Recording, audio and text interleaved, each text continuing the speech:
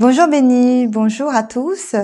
Bienvenue chez moi, chez Okariva Steph, et j'ai le plaisir de vous présenter mes trucs et astuces. Alors, la différence entre un pou et une lante, tout simplement, le pou, il est en phase adulte et la lante, c'est phase de bébé. En fait, c'est un œuf. Faut pas oublier que le pou est de la famille du parasite. Donc, au début, quand il commence sa première vie, on va dire que c'est une petite lante. Donc, elle est toute petite, toute minuscule. Elle est de couleur blanchâtre, voire transparente. Tout dépend de la couleur des cheveux, parce que très souvent, ces petites bêtes-là arrivent à s'adapter à la couleur du cheveu. C'est pour ça qu'on a beaucoup de mal à les trouver. D'accord? Et la lante va se situer principalement au niveau des tempes et de la nuque, d'accord? Voilà. Et elle est assez difficile à enlever parce qu'elle va s'accrocher fermement sur le cheveu.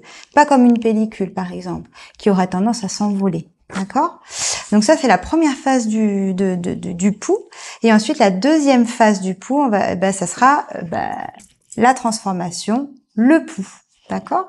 Et ça, pour que la lante devienne un pou, il faut compter 8 à 10 jours. Donc, ça va assez vite. Donc, il faut savoir qu'un pou peut pondre jusqu'à 10 œufs par jour, soit 300 œufs par mois. Donc, il faut vivement s'en débarrasser.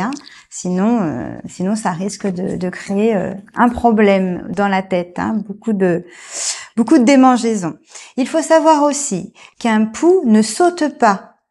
Et donc il ne vole pas non plus. Il est très très malin. Il va se loger donc dans les oreillers, dans les housses de voiture, dans les fauteuils, dans les manteaux et puis voilà, donc les bonnets, voilà. Donc il faut surtout désinfecter tout le matériel autour. Donc pour ça, il faut laver à plus de 40 degrés. En machine, ou alors une autre astuce, c'est mettre dans un sac plastique pendant 1 semaine tous vos literies. Voilà. Donc là, il y aura moins de contamination. Voilà. Ils se propagent vraiment par ils arrivent à vivre jusqu'à 2 à 4 jours en dehors de leur hôte. Sur leur hôte, ils peuvent vivre 30 jours. Les épidémies, malheureusement, c'est très fréquent. Tout simplement parce que les enfants, ils ont un langage corporel. Donc, tout simplement, les poux, ils adorent ça. Donc, ils vont tout simplement par le frottement des enfants, ils vont tout simplement se courir en fait d'un enfant à un autre. Voilà. Et après, toute la maison, toute la famille sera contaminée par les poux. C'est pas qu'on n'est pas propre, au contraire, il y a pas de lien à ça. C'est pas prouvé du tout en fait.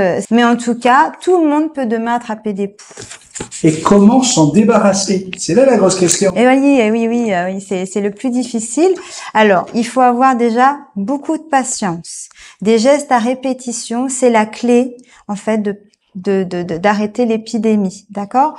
Alors, moi, je vous déconseille, pour un avis professionnel, de prendre tous les produits style insecticides, les produits pharmaceutiques très forts. C'est pas forcément bon et en plus, ils sont très irritants. Et le pou, il faut savoir qu'il adore les produits à queue. Plus c'est mouillé, plus le cheveu est mouillé et plus il va se loger dans l'humidité. Il adore l'humidité.